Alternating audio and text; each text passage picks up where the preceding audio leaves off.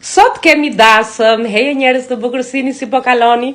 E mbani mend që para një muaji Eva shkoi që të blej fustan se ka dasëm, martohet nipi burrit të saj, po sot do t'ua tregojmë fustanin se kë zgjodhi më në fund të.